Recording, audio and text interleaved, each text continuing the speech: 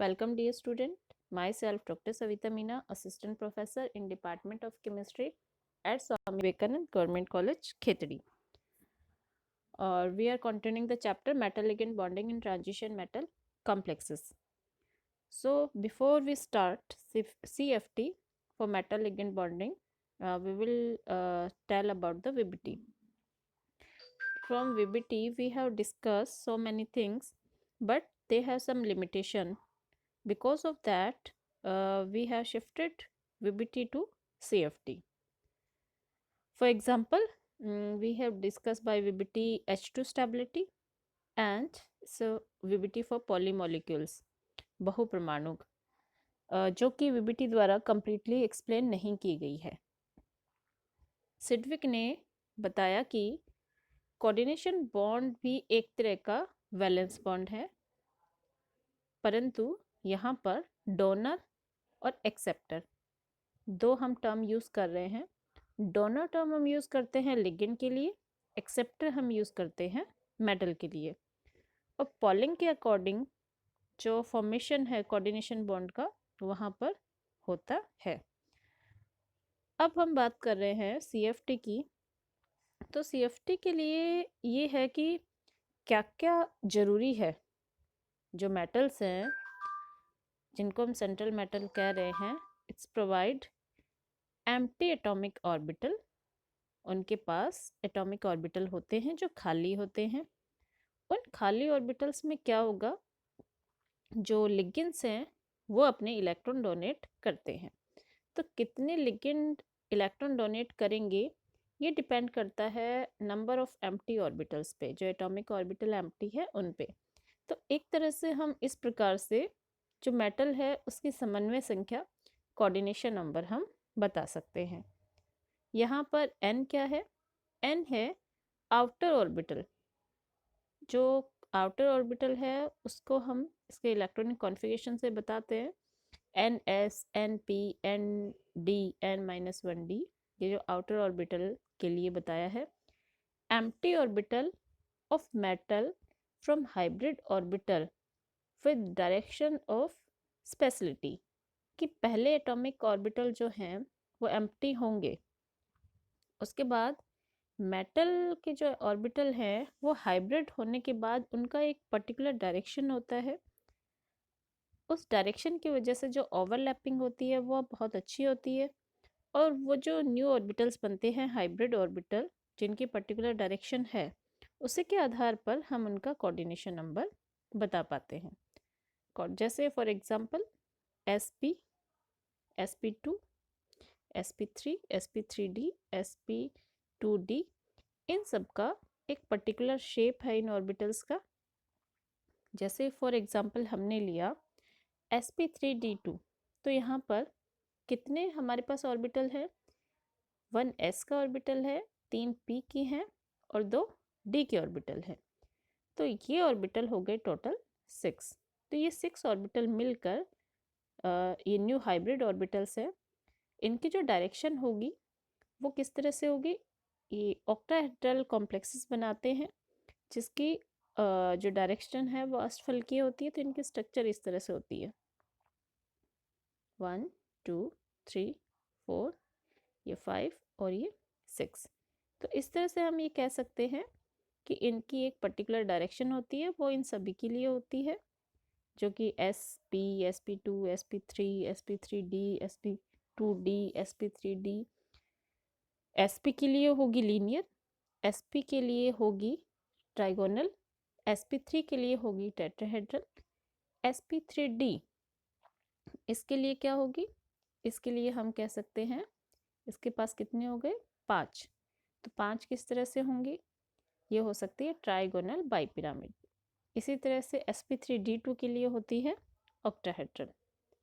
Next है hybrid orbital. जो hybrid orbitals हैं उनका डायरेक्ट रिलेशन है लिगेंड से, और ये लिगेंड के साथ फॉर्म करते हैं सिग्मा और पाई बॉन्ड. और जो पाई बॉन्ड है वो कैसे होता है? वो डोनर और एक्सेप्टर दोनों की वजह से बनता है, जो कि इनका जो इलेक्ट्रॉन्स है वो न्यूट्रल होना चाहिए, मतलब किसी एक तरफ इलेक्ट्रॉन्स बहुत ज़्यादा ना हो तो बैक बॉन्डिंग भी होती है, क्योंकि यहाँ पाई बॉन्डिंग होगा और ये बॉन्ड बहुत ही स्ट्रॉन्ग होते हैं, स्टेबिलिटी काफ़ी अच्छी होती है। सक्सेस, इनका सक्सेस इसलिए है कि हम इनके द्वारा ये बता पाते हैं कि जो स्टीरियोकेमिस्ट्री है वो क्या है किसी मॉलिक्यूल की, इसका मैग्नेटिज्म क्या है, मैग्नेटिज्म में इनका वो डाई मैग्नेटिक है या पैरामैग्नेटिक है, उसके बेसिस पे हम उनका चुंबकीय आघूर्ण बताते हैं, जिसको हमने म्यू से लिखा है। रिएक्शन मैकेनिज्म बता सकते हैं कि रिएक्शन हमारी लेबाइल होगी या इनर्ट होगी। लेबाइल इनर्ट का मतलब है कि रिएक्शन का जो टाइम है वो कितना है, 1 मिनट में 25 डिग्री सेंटीग्रेड टेम्परेचर मतलब रूम टेम्परेचर पर रिएक्शन होने की जो स्पीड है वो क्या है। अब ये सब वीबीटी से एक्सप्लेन हो पाया है, पर इस एक्सप्लेनेशन के अलावा मैंने शुरू में बताया था कि वीबीटी की कुछ कमियां रही हैं। अब वीबीटी की कमियां रही हैं, उन कमियों को दूर करने के लिए हमने फिर सीएफटी पे शिफ्ट किया है। कैसे, कौन कौन सी कमियां हैं? First, VBT can not explain high energy levels, then will not participate in bond formation. तो जो हाई एनर्जी लेवल्स हैं उनके बारे में वीबीटी ने कुछ नहीं किया है कि उसमें हमें कुछ नहीं पता चलता है कि वो पार्टिसिपेट नहीं कर रहे हैं बॉन्ड फॉर्मेशन में, तो उनको किस तरह से एक्सप्लेन किया जा सकता है। इसके अलावा जो कलर्ड सॉल्यूशंस हैं ट्रांजिशन मेटल कॉम्प्लेक्सेस के, जैसे कॉपर सल्फेट का नीला कलर होता है, तो ये कलर किस वजह से है ये नहीं बताया गया है। फॉर एग्जांपल के लिए, जैसे ये है हमारे पास ब्लू कलर है, ठीक है, ब्लू कलर अगर एब्जॉर्ब किया गया है तो उसका जो रिफ्लेक्शन है, रिफ्लेक्शन किस कलर का आएगा, वो आएगा येलो रेड। एक तरह से ये हो गया येलो रेड का ऑरेंज कलर। तो ऑरेंज कलर का रिफ्लेक्शन होगा अगर ब्लू कलर एब्जॉर्ब होता है, तो इनके बारे में नहीं बताया गया है। नहीं बताने का मतलब ये है कि अब वीबीटी से ये कुछ लिमिटेशंस है जिनको हमने दूर करने के लिए सीएफटी पे शिफ्ट किया है। इनको कैसे बता सकते हैं? बताने का तरीका ये है कि मान लो किसी मॉलिक्यूल द्वारा एनर्जी एब्जॉर्ब की गई, उसने एनर्जी एब्जॉर्ब की, उसको हम बोल रहे हैं E1। एब्जॉर्ब करके वो हायर एनर्जी लेवल में चला गया, जिसको हमने E2 से बताया है, और इन दोनों का जो एनर्जी डिफरेंस है उसको हम कह रहे हैं एच न्यू। तो E इक्वल्स टू हो गया एच न्यू। ये एच न्यू क्या है? एनर्जी डिफरेंस है, जो कि लोअर एनर्जी से अपर एनर्जी में लेवल्स में जाने के लिए यूज़ हुई है। यहाँ पर म्यू है हमारी फ्रीक्वेंसी, उसको हम बता सकते हैं सी बाय लेमडा। तो ये हो गया कि जो लेमडा है, जिसको हम बोलते हैं तरंग दैर्ध्य बोलते हैं, ठीक है, ये जो होती है फ्रीक्वेंसी के क्या होगी, डिसप्रोपोर्शनल होती है। तो जितना फ्रीक्वेंसी की वैल्यू इंक्रीज होगी उतना ही लेमडा का मान डिक्रीज होगा। क्या ये कह सकते हैं? जितना एनर्जी इंक्रीज होगी उतना ही लेमडा का मान डिक्रीज होगा। इसलिए हमने लिखा भी है हाई एनर्जी लेवल्स जो D orbital which have energy difference in visible region, उन्हीं की वजह से ये कलर आते हैं। कलर आने का मेन रीज़न है कि किसी पर्टिकुलर रीजन में अगर ये क्या करते हैं, उसका जो एनर्जी डिफरेंस है वो जो लेमडा है उसका वैल्यू, जैसे फॉर एग्जांपल 400 से 700 के बीच में होता है, 780 nm, तो उन जितने भी कंपाउंड्स हैं उनके कलर होंगे, वही कलर हमें दिखाई देते हैं।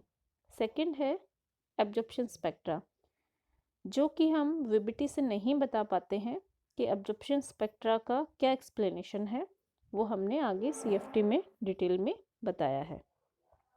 नेक्स्ट है मैग्नेटिक प्रॉपर्टीज़।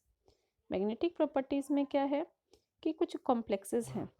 फॉर एग्जांपल ये हमने लिया निकिल। निकिल के दो तरह के कॉम्प्लेक्सेस बन सकते हैं।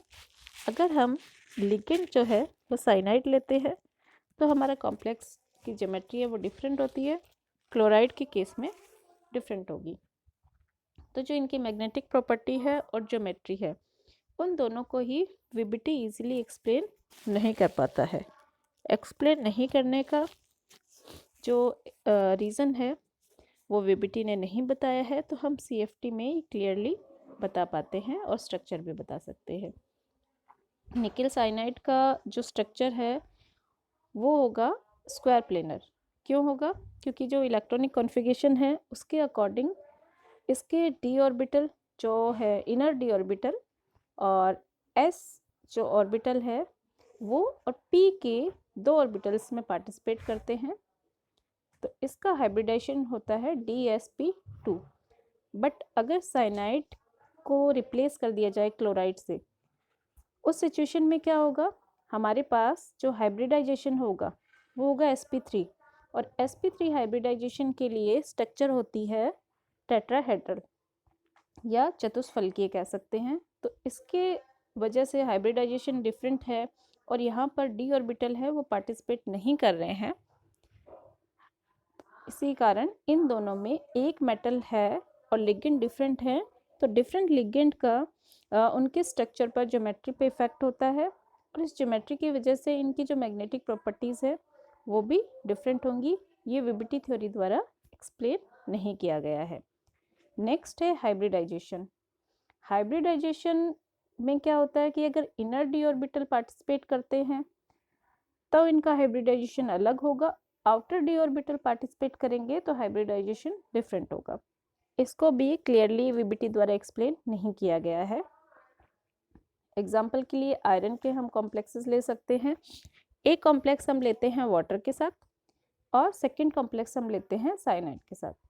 जो वाटर के साथ कॉम्प्लेक्स है उसमें क्या होगा, 4d ऑर्बिटल, मतलब जो आउटर ऑर्बिटल है उसके जो है ऑर्बिटल डी के आउटर ऑर्बिटल पार्टिसिपेट कर रहे हैं, तो उसकी वजह से इसका इलेक्ट्रॉनिक कॉन्फ़िगरेशन के बेसिस पे जो हाइब्रिडाइजेशन है वो होगा sp3d2।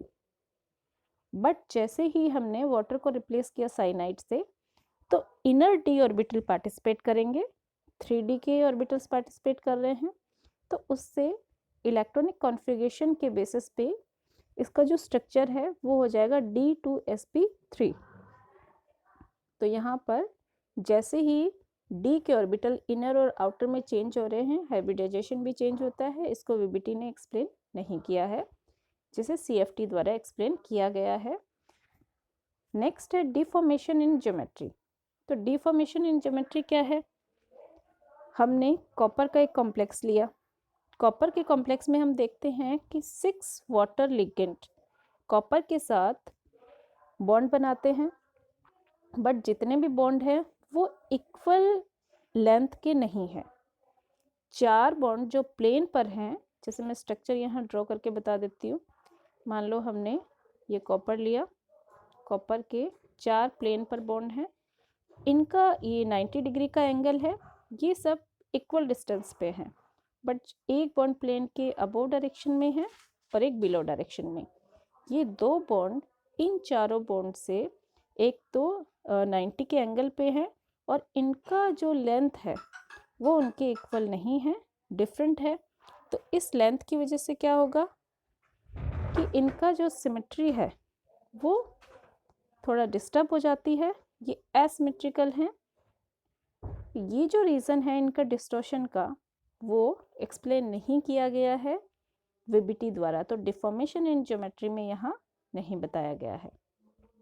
नेक्स्ट है कॉपर सेकेंड के जो स्क्वायर प्लेनर कॉम्प्लेक्सेस है उनकी स्टेबिलिटी को इसके द्वारा नहीं बताया गया है। कॉपर सेकेंड के जैसे ही, मतलब एक तो होता है हमारे पास कॉपर इन फर्स्ट ऑक्सीडेशन, एक है कॉपर सेकेंड ऑक्सीडेशन। तो जो सेकेंड ऑक्सीडेशन स्टेट में है वो ज़्यादा स्टेबल है स्क्वायर प्लेनर कॉम्प्लेक्सेस। इसी तरह से कोबाल्ट के हमारे पास दो कॉम्प्लेक्सेस है, एक कोबाल्ट सेकेंड है, एक कोबाल्ट थर्ड है। तो कोबाल्ट सेकंड जो है वो अनस्टेबल है और कोबाल्ट थर्ड है वो स्टेबल है। तो इसको भी वीबीटी द्वारा नहीं एक्सप्लेन किया गया है, जैसे सीएफटी द्वारा आगे एक्सप्लेन किया जाएगा। नेक्स्ट है जो ऑर्बिटल्स है, मेटल ऑर्बिटल्स है, उनका इम्पोर्टेंस, उनकी क्या इम्पोर्टेंस है। हमेशा इम्पोर्टेंस मेटल की बताई गई है, बट लिगेंड की क्या इम्पोर्टेंस है ये वीबीटी द्वारा नहीं बताया गया है, तो इसे भी सीएफटी द्वारा बताया जाएगा। नेक्स्ट लिमिटेशन है इनका जो काइनेटिक और जो थर्मोडायनेमिक जो एस्पेक्ट है उसके बेसिस पे कि इनकी क्या स्टेबिलिटी है, किस तरह से ये लेबाइल क्यों है, इनर्ट क्यों है, अगर ये काइनेटिकली स्टेबल है तो थर्मोडायनेमिकली स्टेबल क्यों नहीं है, इन सारी चीज़ों को भी नहीं समझाया गया है। ये कुछ पॉइंट्स हैं जो वीबीटी द्वारा क्लियरली एक्सप्लेन नहीं है। इनको एक्सप्लेन करने के लिए हमने शुरू किया है सीएफटी। सीएफटी को हम डिटेल में नेक्स्ट क्लास में पढ़ेंगे।